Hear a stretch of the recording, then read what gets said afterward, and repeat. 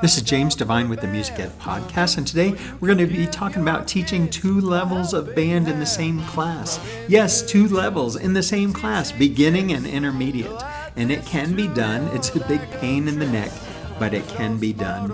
I want to mention if you need some professional development at your school, I am half retired. I'm working at a charter school this year, and I have some time in my schedule available to possibly come and share some sessions with you. Just give me a call or send me an email. So 2 years ago, the second semester of my band class, half of the students were new and half of them had been playing since August. It was a crazy thing. I objected to the counselors, but it wasn't much that I could do about it except to go ahead and make it work. Was it ideal? No. But I either had to do that or turn about 15 students away from being in band. Now, here's how I made it work. I would do 3 to 5 exercises that were just for the beginners, and the advanced students or the intermediate students, they would play along also, but it wasn't aimed for them. So I had them focusing mainly on their sound, improving their sound even more, while the beginners were just getting to know how to play the notes. Then I would do 3 to 5 advanced exercises, the ones that were helping the intermediate students, and be focused on them. And then I would go back and do 3 to 5 of the beginning ones and 3 to 5 of the advanced ones. And sometimes I would send small groups into the practice room to work on something very specific, especially if you're working with middle school. You want to give them a specific goal and a specific time, usually not more than 3 to 5 minutes if you're going to send them into a practice room like that. So I would find that the beginning students, hearing the advanced students, they actually progressed pretty quickly in that semester. Sometimes I would pair up a beginner with an advanced student. I would caution you when doing this.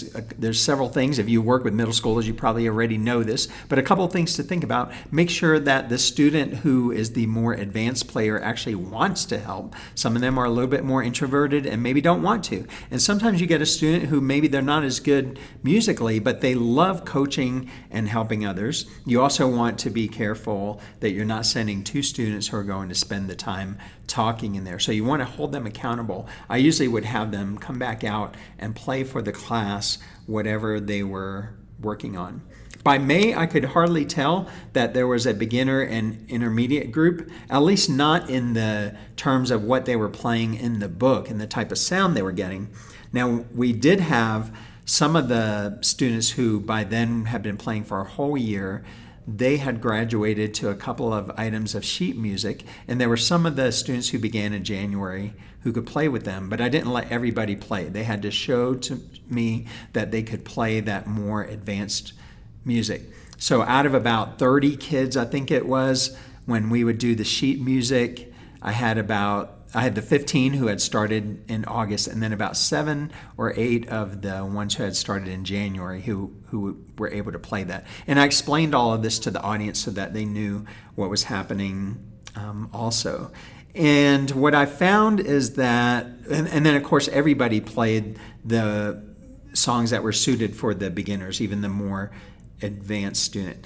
80% of those second semester students ended up staying in band the following year in their 7th grade year and did really well. So I'm really glad that I conducted this experiment that I didn't really have a choice about, but I'm glad that I made it work for those students, and I hope that these tips are helpful if you find yourself in that same situation. The Music Ed Podcast, where you get quick and easy tips for